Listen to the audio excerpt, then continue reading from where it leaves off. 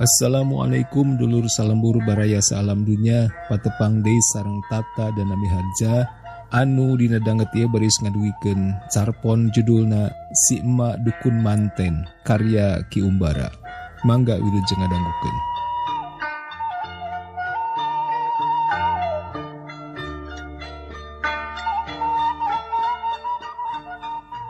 Buyut emu jenatna buyut emak ti bapa sohor dukun lepus paraji sakti.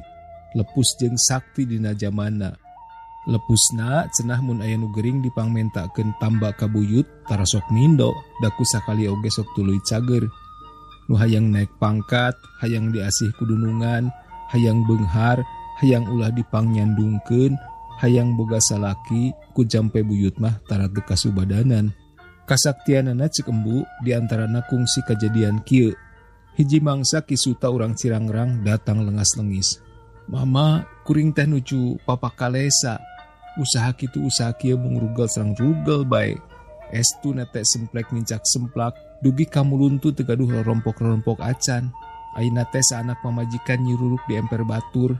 Kanggo sahuapeun sakopeun sadidinten dibelaan kulinak tak mundak. Padahal nu tara teh kapengker mah. Mugi mama sing hawatos paparin kuring jalan. Cek buyut. Deueuh teuing. Urut sakitu lubak libukna. Aya ari pijalaneun mah ngan kariwani ngalakukeunana. Wantun bae ari pituduh mama mah. Kumaha lamun nepi ka nyandang wiwirang. Sawios mama. Kumaha lamun nepi ka diteunggelanana. Asal ulah duwi ka maot bae mama. Kumaha lamun nepi ka dibui. Sawios mama. Tibatan hirup kokoro nyoso malarat terus sasandeng-endeng mah. Namun kitu, isukan pukul 10 gera indit ke pasar baru. Gera maling barang-barang perhiasan di toko Tancoa. Baru, maling mama? Nya maling. Nanging, kapan dilarang maling mah? Bohku agama, bohku dari gama oge mama. Nya, ngan jalan sejen teka tinggal ku mama teh. Kumaha atuh mama? Nya kitu. Keun urusan lahiriah nama mama nanggung. Kumaha batiniah nama mama?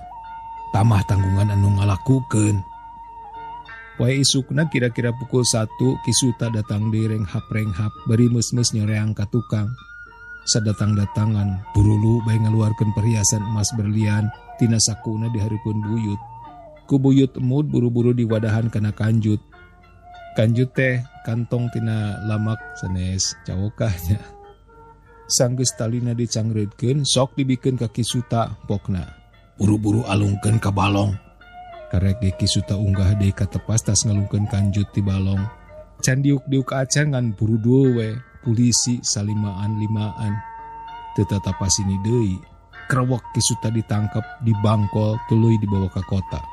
Poe eta keneh kira-kira pukul 12 peuting kisuta geus pun cengis deui datang ka buyut. Cenah nepi ke kantor polisi teh lain-lain nu maling. Malah polisi-polisi nu nangkep teh marenta dihampura sagala. Sanggeus bangkolna dibuka tuluy dititah balik. Ngan omatnya teu meunang deui cukup sakali ieu bae maling teh. Cek buyut ka kisuta. Anehna ilmu buyut teh ka aki jeung ka bapa mah teu nurun. Malah bapa mah jadi kiai. Wantu di pasantrenkeun ti leuletik. Osok bapak oge ngalandongan nu geuring mah, tapi carana henteu kawas buyut. Jeung bapak mah tara kersaeun nampi ruruba, estu karena Allah wungkul. Rupana turuna teh ka emak, lain elmuna tapi getihna. Getih dukun lantaran kieu. Emak teh lahiriahna mah pangawakan awewe, tapi aadatan kawas lalaki. Karesep ti leuletik tataekan jeung gelut. Umur 6 tahun emak geus bisa ngalaka-lapa. Sayang manuk dina pucuk bitung ku mama ditaekan. Gelut lain bae jeung sasama barudak awewe tapi malah sesering nama jeung barudak lalaki. Jeung tara deh adi jeung nu sahandapeun umur nama. Lamun emak gelut geus kokoet cacakar jeung kerewes rea nu ting gorowok. Meong, meong pajar teh. Memang buyut emud baheula katelah buyut belang da cenah pupusna jadi moong belang.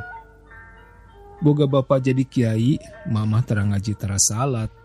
Sering eta ge ku bapa dipiwarang, malah nepi ka dicepret, tapi teuing atuh dah hate keukeuh embung. Tibatan nurut mah kalah kasok abur-aburan. Mun geus dipilari ku embu kakara balik susumputan ti bapa. Karek oge emak ngangkat beger. Ku bapa dipaksa dikawinkeun ka salah seorang santri. Kulantaran emak elik bae ku salaki dipegat. Bapak wera, emak diusir. Teu diusir teh mama teu ceurik. Komo make jeung ampun-ampunan mah leos indit. Embu muntangan bari rawah riwi oge teu dipalire ieu. Teuing atuh hate teh gede bae. Emak ngalalana. Emak teh cek sasaha oge harita budak geulis, tapi berkah sajroning ngalalana tekung si aya nu wani ngunghak. Aya ketah ari anu arek mah. Harita teh emak ngababu di Cina. Hiji mangsa tengah peuting aya nu ngetrokan kana panto kobong emak. Barang dibuka si babah dunungan ti buburanjat. Tuluy lumpat balik deui bari walah-wah weuleuh majar di kobong emak aya maung. Sakali-kali na emak bubujang teh harita. Tuluy namah ngajajah milang kori. Unggal dukun di guruan, unggal makam keramat di pondokan, di Banten Kidul, di Jampang, di Karawang, di Ciamis, di Cirebon, malah nepi ka Jawa. Barang dahar sakasampeurna dina teu manggihna itung-itung tirakat. Hiji mangsa emak mondok moek di makam Sembah Dalem Panon Beureum. Dina peuting ka-7 ti sore kene emak geus merelek bae heuai. Teuing atuh da aya tunduh ka bina-bina teuing. Pada Isa meureun harita teh. Emak geus teu kawawa, reup bae sare, bet ngimpi.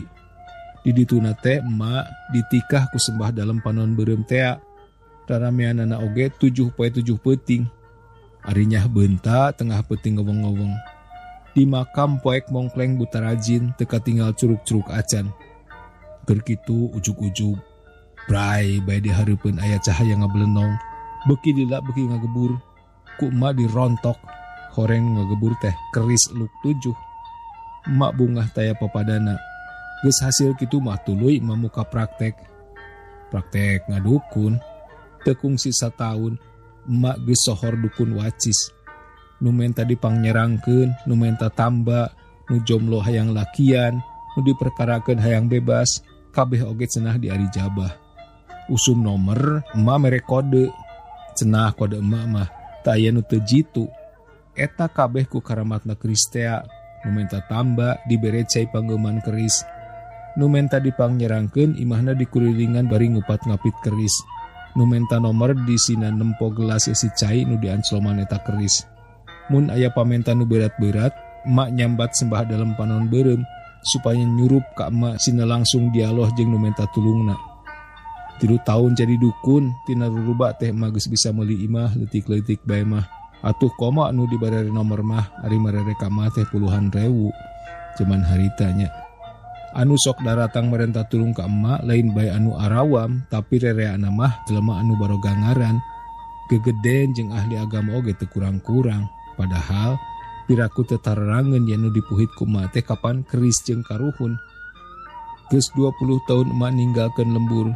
20 tahun emak teu pajeueung jeung indung bapa. Palang siang geus teu araya di kieuna. Ari dina hiji peuting keur meujihna simpe, tara-tara ti sasari. Hate emak bet ngadak-ngadak nyongsrong hayang panggih jeung embu katut bapa. Katinggal deui basa emak diusir, embu muntangan bari rawah riwih. Karasa deui peureusna panyepret bapa basa mewara ngaji jeung salat. Ti harita pamunte embu jeung bapa teu weleh kokolebatan, peureum kadeuleu beunta karasa. Beurang peuting teu beunang dipopohokeun. Geus sababaraha rintakan emak rek indit ngadeuheusan tapi hate rengkok deui lantaran yakin bapa moal kersaeun nampi mun uningaeun emak jadi dukun. Ah rek nyobaan bae cek hate. Da macan ge tara aya nu ngahakan anakna. Kencling emak indit, tapi di satengahing jalan dir aya nu mengkolkeun ka kantor PHI.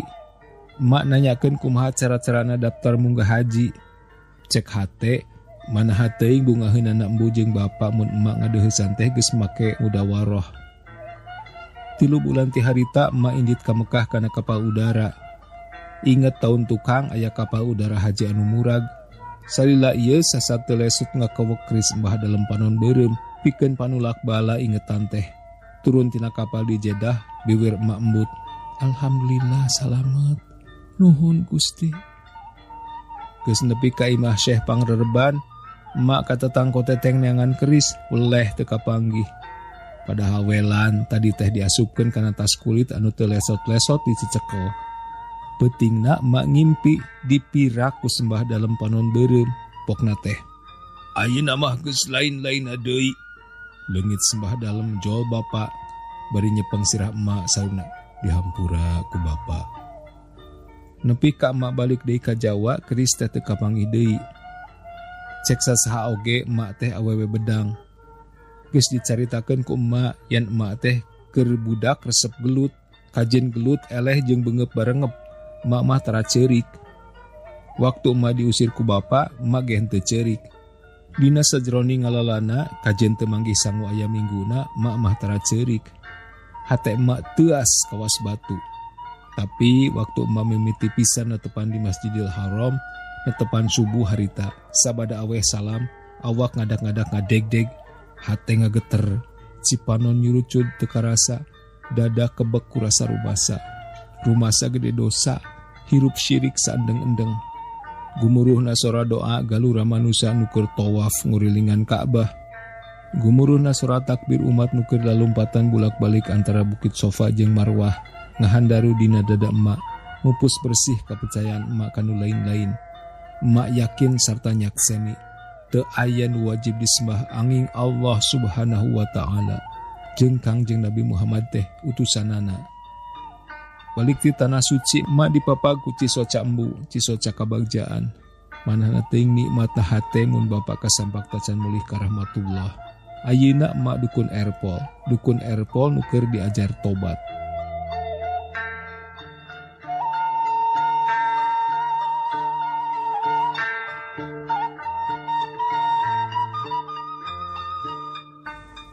Cak dugi ka dieu baraya, urang bari patepang di dina lalakon anu sanesna. Tata dan Nami Harja pamit, permios.